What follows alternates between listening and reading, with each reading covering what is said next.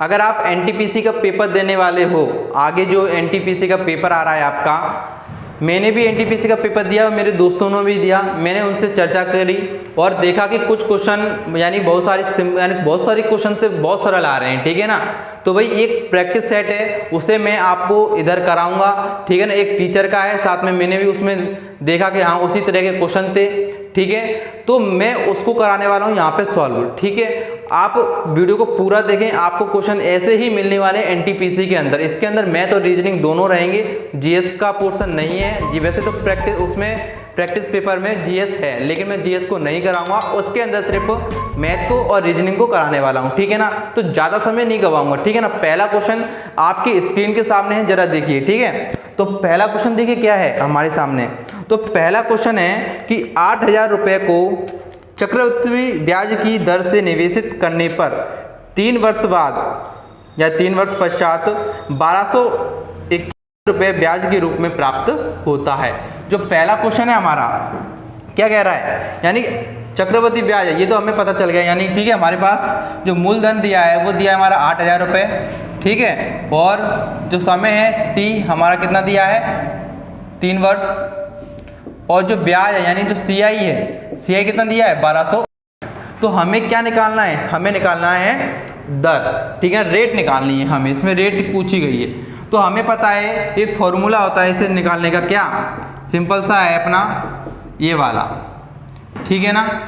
तो इसे लिखते हैं, या टी लिख दो या एन लिख दो, कुछ भी लिख सकते हो, ठीक है ना। नंबर ऑफ ईयर होता है टी, या टाइम मान लो ये होता है। लेकिन हमारे पास क्या अमाउंट नहीं है, मूलधन है हमारे पास, समय है यानी समय है, ब्याज है सीआई, ब्याज है सीआई है, और अपना रेट निकालना है अपन को। हमें यहाँ पे अमाउंट चाहिए, तो अमाउंट कैसे निकालते हैं, इन दोनों को ऐड कर लो, अमाउंट निकल आएगा। तो कितना अमाउंट निकल के आएगा, दोनों को जोड़ेंगे तो 9261, ठीक है ना। मूलधन कितना दिया है हमारा 8,000 रुपये, ठीक है ना। और ये कितना दिया है हमारा आर हमको निकालनी है, तो इसमें कुछ नहीं करेंगे। और टी कितना दिया है अपना 3 वर्ष, ठीक है ना।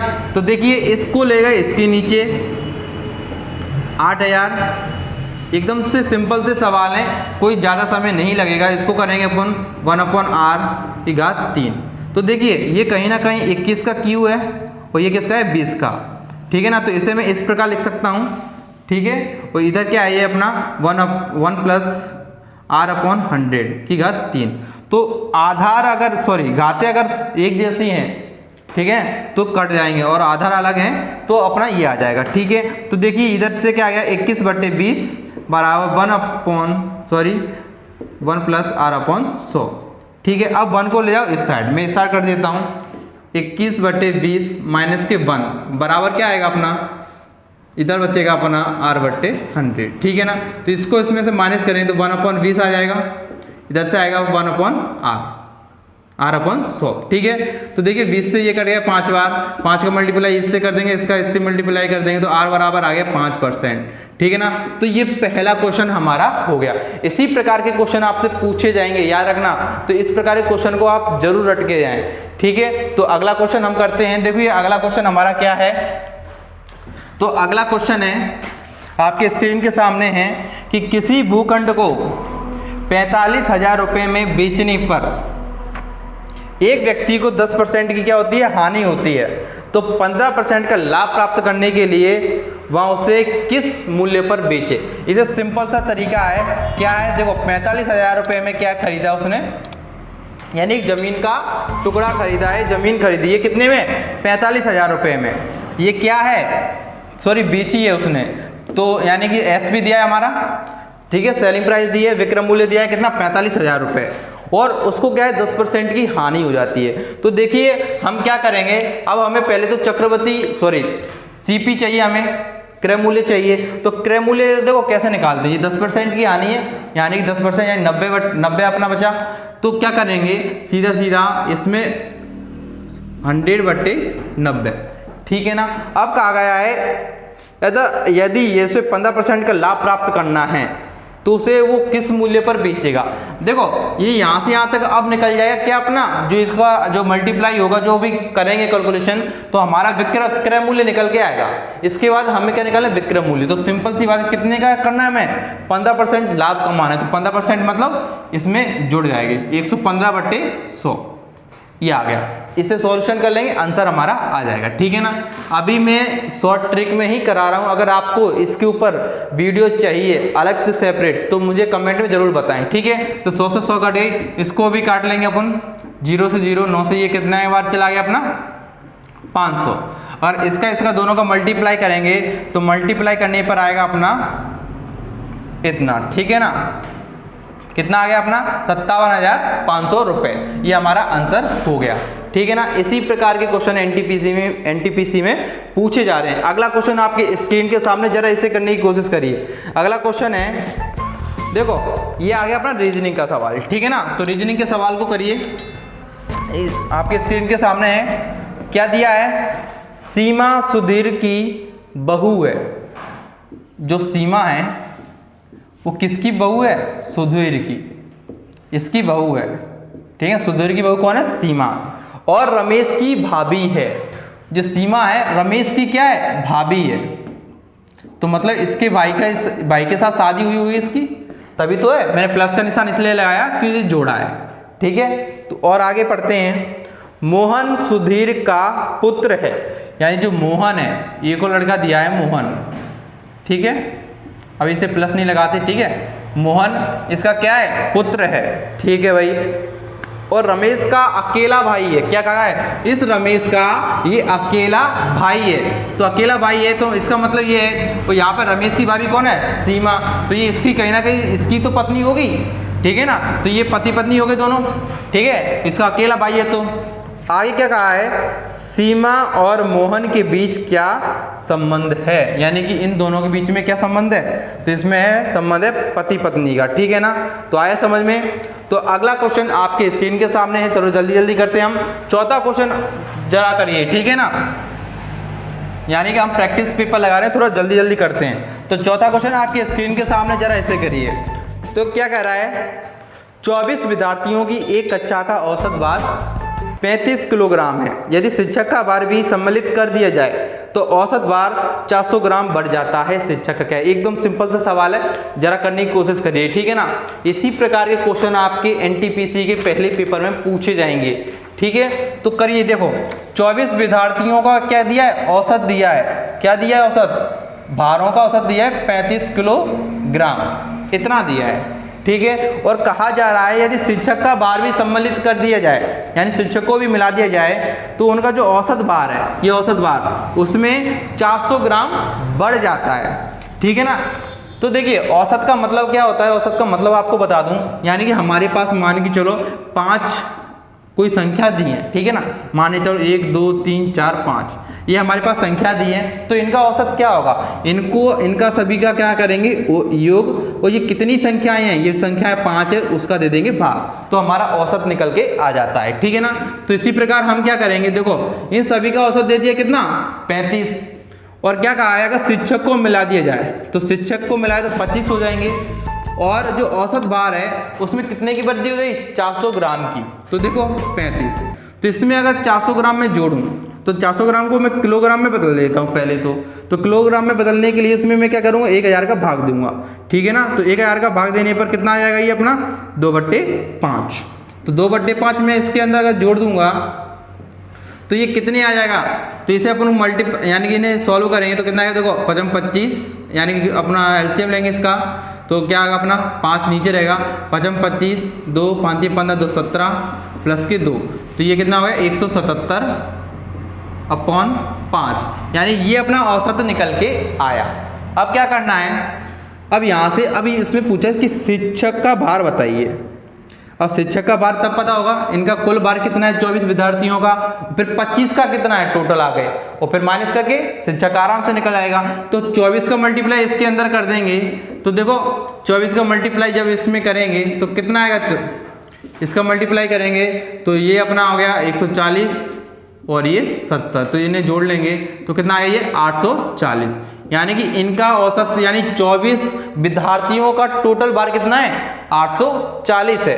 ठीक है ना। तो 25 का इधर यानी कि 177 टोटल दिया है हमारे पास, इधर भार कितना होगा, तो 25 का मल्टीप्लाई कर देंगे इधर, तो 25 का मल्टीप्लाई करेंगे तो यहाँ पे 5 से 5 कट जाएगी, और इसको मल्टीप्लाई करो 5 से, तो 5 7 35 की 5 असला 3 5 7 35 35 3 38 और 3 5 1 5 5 3 84, यानी कि 885 25 का निकल गया बाहर, इधर निकल गया 24 का। अब क्या कर देंगे, इसमें से इसको माइनस कर देंगे तो हमारा शिक्षक का निकल जाएगा। तो 840 में से माइनस कर दो आप, तो कितना आएगा अपना, तो ये आ जाएगा 45। ठीक है ना, तो इस प्रकार हम निकाल लेंगे। तो देखिए ऑप्शन नंबर हमारा कौन सा है, ऑप्शन नंबर हमारा तीसरा एकदम सही है। अगला क्वेश्चन आपके स्क्रीन के सामने है दोस्तों, जरा ऐसे करिए। ठीक है ना, तो देखो मैं अभी भी कह रहा हूं, अगर आपको पेपर निकालना है तो मेरे एक्सपीरियंस के हिसाब से पहले प्रैक्टिस सेट आपको लगाने ही पड़ेंगे। ठीक है ना, घर पे आप करिए कि प्रैक्टिस यानी ऑनलाइन प्रैक्टिस टेस्ट बहुत चलते हैं, आप उन्हें भी कर सकते हो, यानी टाइमिंग के हिसाब से चलते हैं। ठीक है ना, उन्हें भी आप लगा सकते हो जिससे आपकी स्पीड बनी रहे। तो देखिए पांचवा क्वेश्चन आपके स्क्रीन के सामने है। पांचवा क्वेश्चन क्या कह रहा है, ये भी रीजनिंग का है कि मोहन बिंदु यानी किसी बिंदु से दक्षिण दिशा में 1 किलोमीटर चलता है, वहां से बाएं मुड़कर 1 किलोमीटर चलता है और पुनः बाएं मुड़कर 1 किलोमीटर चलता है। अब उसका मुख कौन सी दिशा में है ये बताना है। तो कोई पॉइंट माने, देखो ये कौन सी होती है अपनी, ऐसे ही मानते हैं अपन ईस्ट, ये अपनी वेस्ट, नॉर्थ और साउथ।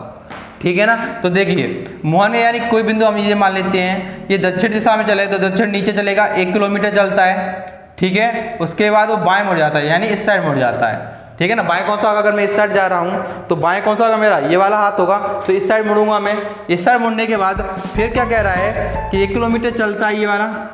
ठीक है ना, 1 किलोमीटर चलता है। उसके बाद कहा गया है वो पुनः बाएं मुड़कर, अब देखो मैं इस साइड जा रहा हूँ तो बाएं कौन सा होगा, ये वाला, तो मैं इस साइड मुड़ जाऊँगा। ठीक है, फिर 1 किलोमीटर चलता हूँ बाएं मुड़ करके, मैं 1 किलोमीटर चला। उसके बाद पूछा है कि उसका मुख किस दिशा में है। तो देखिए इसका मुख किस दिशा में, इस साइड है, यानी किसकी दिशा में, उत्तर की तरफ।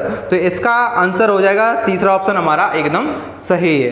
ठीक है ना, तो छठवां क्वेश्चन आपके स्क्रीन के सामने है, इसे करिए। ठीक है ना, बहुत ही सिंपल सवाल हैं, ऐसे ही आने वाले एनटीपीसी में, ज़्यादा कठिन नहीं होंगे। ठीक है ना, तो देखिए अगला क्वेश्चन, छठवां क्वेश्चन आपके स्क्रीन के सामने है, जरा इसे करिए। ठीक है, तो देखिए ये कह रहा है यदि 12 संतरों का क्रय मूल्य 10 संतरों के विक्रय मूल्य के बराबर है तो लाभ प्रतिशत बताना है। सिंपल है, यानी कि 12 संतरे हैं का क्रय मूल्य यानी कि सीपी सेलिंग प्राइस, ठीक है ना, सॉरी कॉस्ट प्राइस इसकी बराबर किसके बराबर है, 10 संतरों के सेलिंग प्राइस यानी विक्रय मूल्य के बराबर है। तो यहाँ से सिंपल सा तरीका है, यानी सीपी कितना दे दिया यहाँ पे 10 डायरेक्ट। ठीक है ना, और एसपी कितना है अपना 12, यानी कि 10 में संतरे खरीदे 12 में बेच दिए। ठीक है, तो लाभ कितना हुआ, 2 संतरों का, कितने पे, 10 पे, और प्रतिशत के क्या करेंगे, 100 का गुणा कर देंगे और इधर प्रतिशत भी लगाते हैं। ठीक है ना, जब 100 का मल्टीप्लाई करते हैं तो प्रतिशत का निशान भी आता है, इस बात को याद रखना। ठीक है ना, डायरेक्ट 100 पैसे नहीं आ जाता हवा में छोड़ करके, ये बात आपको याद रखनी। देखो अगर मैं डायरेक्ट 100 रख दूं, किस नियम से आगे नहीं पता, तो इसे परसेंट लगाना जरूरी है, क्योंकि परसेंट का मतलब होता है एक और नीचे 100 है। ठीक है, 100 से 100 कट गई, आया बात समझ में, इसलिए हम परसेंट लगाते हैं, तो परसेंट लगाना जरूरी है। तो देखिए 0 0 काटे कितना है अपना 20%। ठीक है ना, उससे लाभ कितना हुआ, 20% का लाभ हुआ। तो ऑप्शन नंबर दूसरा हमारा एकदम सही है। अगला क्वेश्चन आपके स्क्रीन सामने, जरा इसे करने की कोशिश करिए, थोड़ा जल्दी करिए। ठीक है ना, हम थोड़ा जल्दी जल्दी करेंगे सारे क्वेश्चनों को, और इसी प्रकार से आने वाले हैं, याद रख लेना, कोई अलग से नहीं आ रहे क्वेश्चन। देखो क्या दिया है, यदि किसी विद्यालय में 70% विद्यार्थी लड़के हैं और लड़कियों की संख्या दी है 504, तो लड़कों की संख्या ज्ञात करिए। सिंपल सा सवाल है। ठीक है ना, मान के चलो टोटल विद्यार्थी 100 हैं, इसमें से 70% क्या है, बॉयज हैं, तो गर्ल्स कितनी होगी 30%, कितनी होगी 30%। लेकिन उसके अंदर दे रहा है कि लड़कियों की संख्या कितनी है, 504 है, कितनी है 504 है। तो मैं 1 यूनिट के मान निकाल लूँ तो 1 यूनिट का मान कितना आएगा 504, इसे क्या कर दूंगा मैं, ऊपर 100 पहुंच गई, इसे मैं इसके बट्टे में पहुंच जाऊंगा 30, और ये परसेंट ऊपर आया 100। ठीक है ना, तो इसे करेंगे 0 से 0 कट गई, 3 से इसे काटेंगे, 3 कम 3, 3 छके 18, कितने बचे 2, 8 3 24, यानी कि 1680 आ गई 1 यूनिट के बराबर।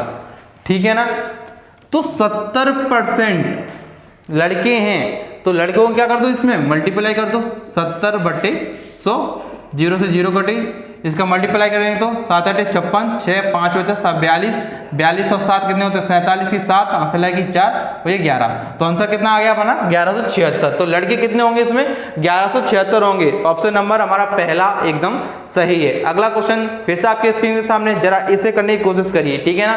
तो देखो इतने ही सिंपल सवाल पेपरों में आने वाले हैं। आप ये सोचें कि बहुत ज्यादा है तो ऐसा नहीं होगा, इस बात को ध्यान रख ले, ठीक है ना। तो अगला क्वेश्चन आपके स्क्रीन के सामने है, ठीक है ना। देखो ज़्यादा समय भी नहीं लग रहा मुझे आपको समझाने में और कराने में, ठीक है ना। तो आप अगर आप खुद से करते हो तो बहुत जल्दी कर दोगे, ठीक है ना। इधर समझाने में थोड़ा टाइम लगता है ठीक है, इस वजह से हमें समय भी लगता है। अगर आप खुद से लगाओगे ना तो बहुत जल्दी हो जाएगा। तो देखिए अगला क्वेश्चन आपके स्क्रीन के सामने है। क्या कह रहा है अगला क्वेश्चन, 10 छात्रों का एक समूह आपस में एक दूसरे से हाथ मिलाते हैं तो कुल कितने बार हाथ मिलाए जाएंगे। चलो आप बताइए, ठीक है ना, जरूर बताओ। अभी अगर आप कर रहे हो तो 5 सेकंड का आपका समय है, तुरंत करने की कोशिश करिए, ठीक है ना। तो 5 सेकंड का ही सवाल, वैसे ज़्यादा समय का है नहीं, ठीक है ना। तो 10 छात्रों का एक समूह है, 10 लोग हैं, ठीक है। एक कमरे में 10 विद्यार्थी हैं, वो आपस में क्या हाथ मिला रहे हैं। तो ऐसे कितनी बार हाथ मिलाया जाएगा, डबल बार नहीं होना चाहिए, याद रखना, ठीक है ना। सिर्फ सभी से एक एक बार हाथ मिलाया जाएगा। तो ऐसे कितनी बार हाथ मिलाए जाएंगे, ठीक है ना। एकदम सिंपल सा सवाल है। तो देखिए कर लिया हो तो और अच्छी बात है, नहीं किया हो तो देखो कैसे करेंगे। 10 छात्र हैं तो मैं एक बार आपको बता देता हूँ कितने छात्र हैं। 10 1 2 मान के कोई छात्र हैं, ठीक है ना। 2 3 4 5 6 7 8 और ये 9 ये 10, ठीक है ना। ये 10 छात्र हैं। ये क्या कह रहा है, आपस में हाथ मिला रहे हैं। पहले मैं आपको समझा रहा हूं, ठीक है ना, और इसे आप तुरंत ही कर लोगे एकदम सिंपल तरीके से। मैं बताऊं कैसे, पहले आप समझ लो इस चीज को। देखो कैसे करेंगे, तो ये है। तो पहला व्यक्ति अगर हाथ मिलाने जाएगा तो इन जो 9 बच्चे हैं बाकी 9 से हाथ मिलाएगा, यानी ये व्यक्ति किससे मिलाएगा, इन 9 व्यक्तियों से हाथ। पहले ने कितने मिलाया, 9 व्यक्तियों से, ठीक है। अब ये दूसरा व्यक्ति हाथ मिलाने जाएगा तो देखो दूसरा व्यक्ति 1 से तो मिला चुका है, अब इसे काउंट नहीं करेंगे, याद रखना। अब क्या करेंगे, ये 2 जो बच्चे कुछ हैं उनके साथ करेगा, तो इनके साथ जो करेगा तो ये कितने हैं टोटल 8 हैं, तो इन 8 से हाथ मिलाएगा। इसी प्रकार ये तीसरा जब हाथ मिलाएगा, देखो अब तीसरे ने 2 से भी मिला लिया 1 से भी मिला लिया, अब इसे काउंट नहीं होगा, याद रखना। अब ये तीनों क्या करेंगे, इससे हाथ मिलाएंगे, तो कितने लोग बचे 7, तो 7 लोगों से, ठीक है ना। समझ में आ रहा है ना। इसी प्रकार तो देखिए अगर ये 4 अगर हाथ मिलाने जाएगा तो इनसे तो हाथ मिला चुका है, अब बाकी बचे हुए लोगों से मिलाएगा, तो कितने बचे हैं 6। इसी प्रकार 5 पे जाएंगे तो ये कितने से मिलाएगा अपना 5 लोगों से। इसी प्रकार 4, इसी प्रकार 3 2 और ये लास्ट में अगर ये 10वां बचेगा भाई, इसने तो पहले सबसे हाथ मिला लिए, ठीक है ना।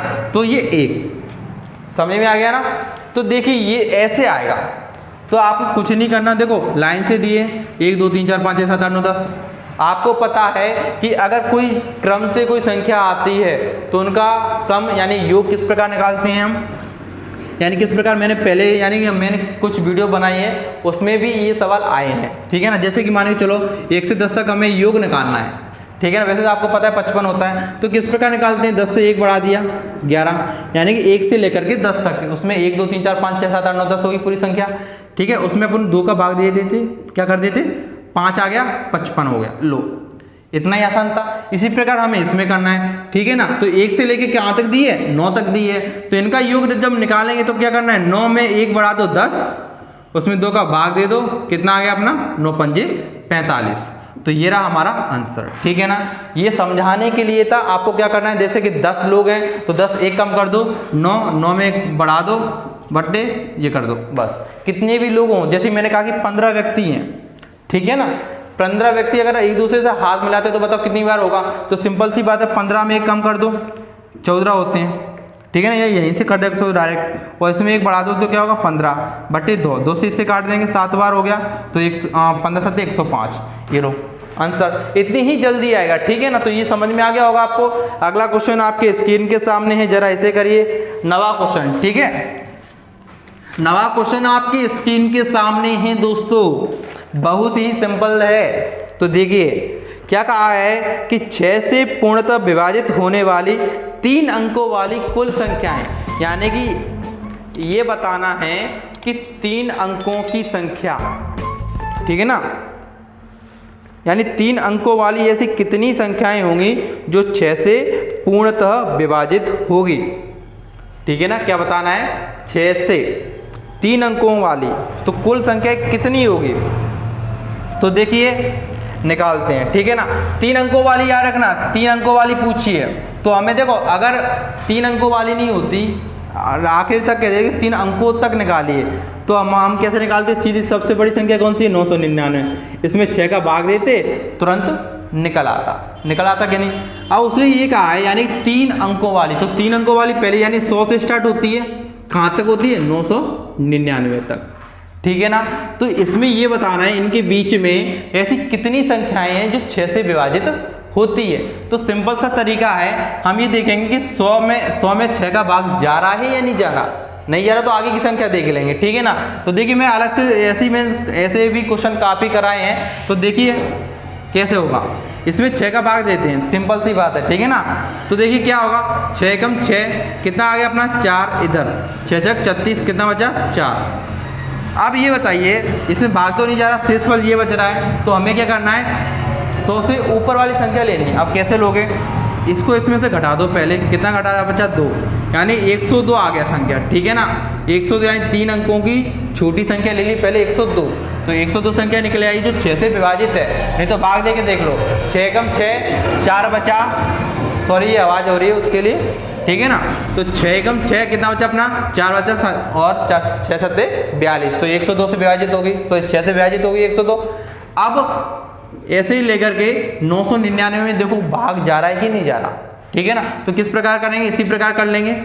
देखो 999 पहले भाग देंगे, देखो वो संख्या हम निकाल रहे हैं जिसमें 6 का भाग जाए। ठीक है ना, पहले देखो इसमें देंगे 6 कम 6 कितना बचा अपना 3, इसमें 6 छक 36 कितना बचा अपना, फिर बचा 3 6 छक 36, तो कितना बचा ये अपना यहाँ से ये 9 सॉरी 6 छक 36 यानी 3 बचा। अगर मैं 3 को डायरेक्ट इसमें से माइनस कर दूं तो छोटी संख्या निकल के आएगी। देखो अगर इसमें प्लस करना हो ना तो ये जो शेष आता है इसमें से घटा करके तब इसमें जोड़ते हैं। ठीक है ना, अगर घटाने की बात की जाए तो डायरेक्ट घटा दो, तो इसमें अगर मैं घटा दूं तो 996 आगे जो 6 से विभाजित होगी अपनी, होगी कि नहीं। अब ये ही निकालना है कि 3 अंकों की ऐसी कितनी संख्याएं हैं।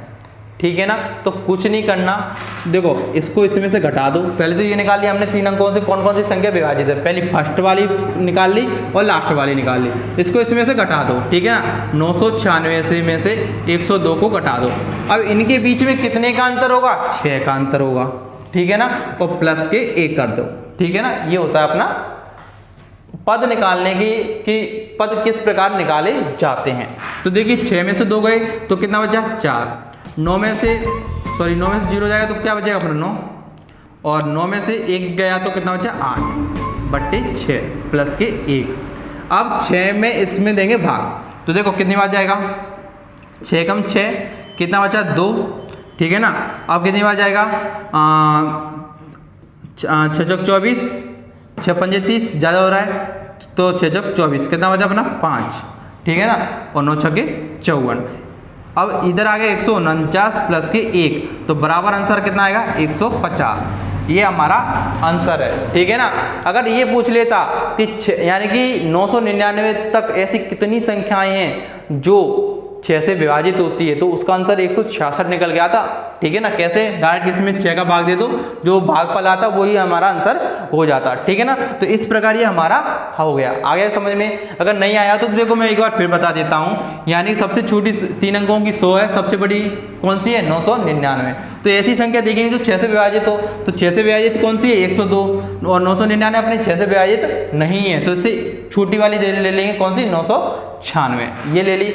अब देखो हमें क्या करना है, अब इसमें पद निकालने हैं, ऐसे कितने पद हैं। तो पद निकालने का सिंपल तरीका ये होता है कि अंतिम पद में से हम पहला पद को घटा देते हैं, और जितने का अंतर होता है इनके बीच में, देखो अब 6 का अंतर होगा, जो 6 से विभाजित होगी तो 6 का अंतर होगा, और प्लस में क्या कर देते हैं 1। तो इस प्रकार हम निकाल लेते हैं। ठीक है ना, आपको समझ में आ गया। तो अगला क्वेश्चन आपके स्क्रीन के सामने है। ठीक है, तो देखो करिए, 10वां क्वेश्चन आपकी स्क्रीन के सामने है, इसे करने की कोशिश करिए। देखो 10वां क्वेश्चन क्या है हमारा, तो 10वां क्वेश्चन कह रहा है हमसे कि 3 संख्याओं में से पहली संख्या, क्या कह रहा है, 3 संख्या दी है, ठीक है ना, 3 संख्या कोई भी होगी अपनी, फर्स्ट सेकंड थर्ड, यही है। ये कह रहा है कि 3 संख्याओं में से पहली संख्या दूसरी संख्या की दोगुनी है तथा दूसरी संख्या तीसरी की 3 गुनी है। यदि तीनों संख्याओं का औसत 10 हो तो सबसे बड़ी संख्या ज्ञात करिए। सिंपल है। तो क्या कह रहा है, 3 संख्याएं हम मान लेते हैं, फर्स्ट सेकंड थर्ड। क्या कह रहा है, पहली संख्या दूसरी की दुगुनी है, यानी जो पहली है ना, जो दूसरी क्या है, दुगुनी। अगर ये 1 होगी तो ये कितनी होगी, 2 गुनी। आगे क्या कह रहा है, तथा दूसरी संख्या तीसरी की 3 गुनी है, यानी इसकी कितनी है, 3 गुनी। अगर ये 1 होगा जी तो कितनी होगी, 3। अब हम क्या करेंगे, अब इन्हें हम कर लेंगे सही। तो देखो इन्हें सेम करने के लिए क्या करते हैं, देखो ये जो खाली स्थान बच्चे हैं इधर कुछ नहीं करते, ये इधर 1 है तो इधर 1 बढ़ा दो, इधर 3 है तो इधर 3 कर दो। अब इनका मल्टीप्लाई कर दो, 3 दूनी 6, 3 एकम 3 और ये 1, तो हमारे समान निकल के आया, यानी ये अनुपात हमारा निकल के आ गया, ठीक है ना। तो ये अनुपात निकल के आया है। वो हमसे कहा है यदि तीनों संख्याओं का औसत 10 है, औसत मैंने अभी थोड़ी देर पहले बताया था, यानी जितनी संख्या दी है उनका योग और बट्टे में कितनी संख्याएं हैं उनका भाग देकर हम औसत निकालते हैं। तो औसत कैसे निकालते हैं, ये सभी संख्या दी हैं तो अपन चाहो तो x मान सकते हो इधर, ठीक है ना। तो देखो इनको करेंगे, इनको ऐड कर लो, 6x प्लस के 3x प्लस के x बट्टे कितनी है, 1 2 3, 3 का भाग, और वास्तव में ये कितनी दी है, इसका औसत दिया कितना, 10। तो इन्हें ऐड करेंगे तो कितना आएगा, 10x अपॉन 3 और कितना आएगा 10, और 10 से 10 क्या होगा, कट गया, तो x बराबर क्या आएगा अपना 3। तो यानी x बराबर आया हमारा 3। तो पूछा गया कि सबसे बड़ी संख्या कौन सी है, सबसे बड़ी यहाँ पे कौन सी है, 6। तो 6 का मल्टीप्लाई कर देंगे तो यहाँ पे तो कितना आएगा, ये आ जाएगा हमारा 6 या 18। तो 18 हमारा आंसर हो गया। तो ऑप्शन नंबर हमारा तीसरा एकदम सही है। तो इस प्रकार हमने इसके 10 क्वेश्चन कर चुके हैं दोस्तों। इस प्रकार हमने इस प्रैक्टिस टेस्ट के, यानी जो प्रैक्टिस टेस्ट है हमारा, उसके 10 क्वेश्चन हम लगा चुके हैं, ठीक है। अगले वीडियो में आगे हम करेंगे। अगर आपने चैनल को अभी तक सब्सक्राइब नहीं किया है तो चैनल को सब्सक्राइब जरूर करें और अपने दोस्तों को भी इसको भेजें, ठीक है ना, जिससे उनकी भी थोड़ी बहुत हेल्प हो जाएगी। मैं गारंटी देता हूं इसमें से काफ़ी क्वेश्चन आपके फंसेंगे, ठीक है ना। मैं नीचे PDF दे दूंगा इन सब की, ठीक है, आप वहाँ को डाउनलोड कर सकते हो, ठीक है। आज के लिए इतना काफ़ी है, मिलते हैं अगले वीडियो में, आगे और क्वेश्चन सॉल्व करेंगे, रीजनिंग और मैथ दोनों के हैं, ठीक है। आज के लिए धन्यवाद, थैंक यू।